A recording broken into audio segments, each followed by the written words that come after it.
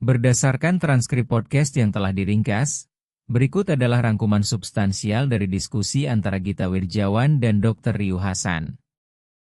Ringkasan podcast, Neuroscience dan Pembangunan Peradaban.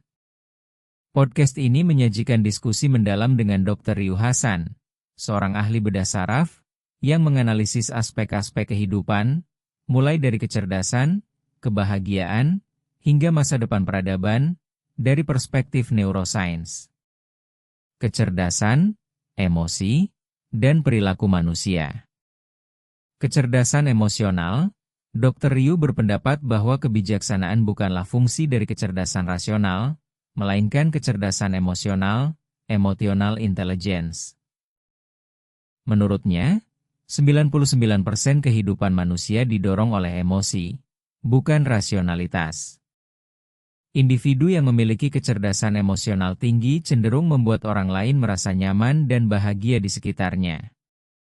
Pengalaman pribadi dan empati, beliau berbagi pengalamannya sebagai individu dengan autisme sejak lahir. Kondisi ini membuat ia seringkali merasa bahwa orang lain berbohong, karena adanya perbedaan antara apa yang diucapkan dan apa yang dipikirkan, sebuah pengamatan yang tajam tentang kompleksitas interaksi sosial. Budaya membaca. Meskipun menganggap membaca itu penting, Dr. Ryu mengaitkan kebiasaan ini secara langsung dengan indeks kebahagiaan. Beliau menyarankan bahwa untuk membudayakan kebiasaan membaca, masyarakat harus dilatih, bukan hanya dinasihati, menekankan perlunya pendekatan yang lebih praktis dan sistematis. Dinamika sosial dan teknologi. Kecerdasan kolektif. Dr. Ryu mengemukakan konsep kecerdasan kolektif, di mana pengetahuan kumulatif yang terdistribusi ke seluruh masyarakat memungkinkan peningkatan kecerdasan individu secara keseluruhan. Konsep ini menjelaskan mengapa usia harapan hidup manusia meningkat tajam berkat pemahaman kolektif yang lebih baik tentang kesehatan dan pola hidup. Polarisasi dan fiksi. Dr. Ryu menjelaskan bahwa otak manusia cenderung menyukai dikotomi, hitam-putih, yang menjadi penyebab utama polarisasi. Beliau juga membedakan antara realitas objektif dan intersubjektif, fiksi, dengan menyatakan bahwa konsep-konsep fiktif seperti Indonesia sangat penting karena dapat menyatukan individu dalam jumlah besar.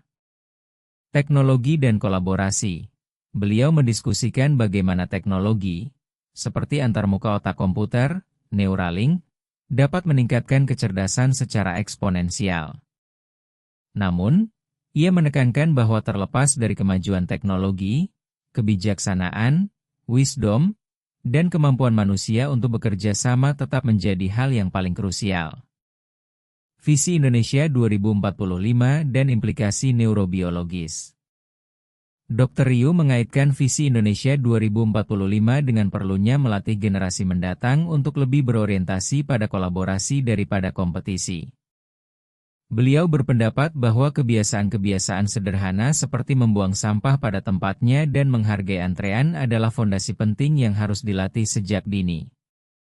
Pandangan ini menunjukkan bahwa pembangunan peradaban tidak hanya bergantung pada kebijakan makro atau kemajuan teknologi, tetapi juga pada pembentukan pola pikir dan perilaku yang tertanam secara neurobiologis. Dengan kata lain, kemajuan bangsa adalah hasil dari perubahan kolektif yang dimulai dari level individu.